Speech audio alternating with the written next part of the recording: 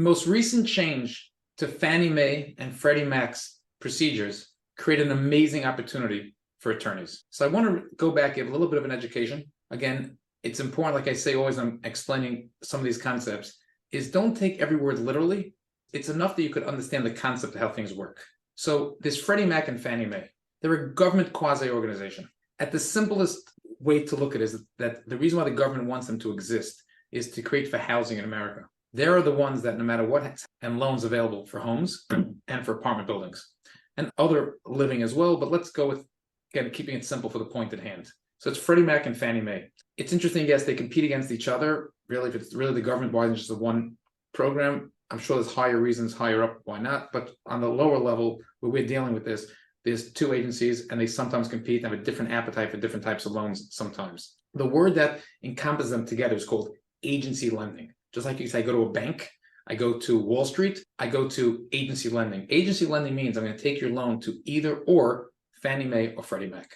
Basically, the way they operate until now is as follows. You can't call up the agencies directly. They're like wholesalers. They have between them called dust lenders, Optigo. They basically have lenders who take levels of risk when these loans take place that are the retailers. So if a real estate owner, let's call him Gary.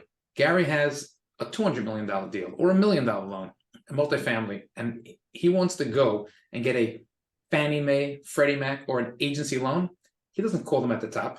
What he basically does is he goes through one of the doors, one of those retail shops, one of those retail lenders, and he applies for a loan. So the same way you can imagine somebody going to Chase Bank or Citizens Bank, they go to these dust shops. But it sometimes gets confusing. People get confused. Oh, you got a Freddie Mac loan. They never went to Freddie Mac. When I got a Chase loan, I only went to one place through Chase. Everyone who takes a loan today takes a loan by either going direct to the lender or they have an intermediary. They have a mortgage broker that brings them to these lenders. And the mortgage broker gets compensated from the borrower for the work that they do, and typically is a percent of the loan amount. That's how it worked till now, and everything is fine. What happened over the last few days is that Freddie Mac and Fannie Mae came out with policies. And interesting, in all my 25 years, I never, to my knowledge, ever saw a situation where Fannie did something and Freddie did it, or Freddie and Fannie. It's typically the first time that both seem to be on the same page, where they basically came out with policies that says, they told to all their retail lenders, if you want to go ahead and take loans through brokers and you don't want to deal with the Gary direct, that's fine. But they added extra layers of due diligence that have to take place. Pre-review, different things that are in there. So if someone's doing a clean deal, it really just added a week or two maybe to the process, and that should be fine from there based on the information that came out so far. Because of this, there are certain borrowers that now are going to say that were either on the fence and sometimes use a broker, sometimes didn't, or always use a broker. Say, you know something? I understand why I'm using a broker for non-agency deals.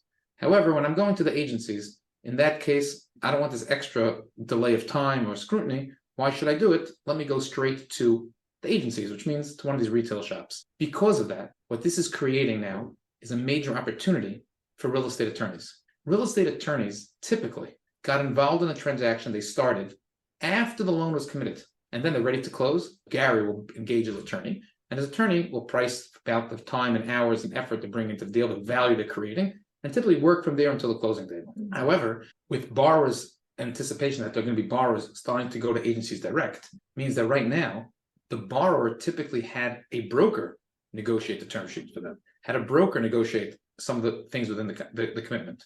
At a certain point, they worked in conjunction with the attorney. What's going to happen now is that there's no broker in those transactions, that a borrower fails to go direct. In those instances, those attorneys will now be able to get engaged earlier on in the transaction, potentially from the time they sign the term sheet, and not just wait till the end, which means there's more billable hours, and it's also billable hours where there's a higher value that's brought to the table.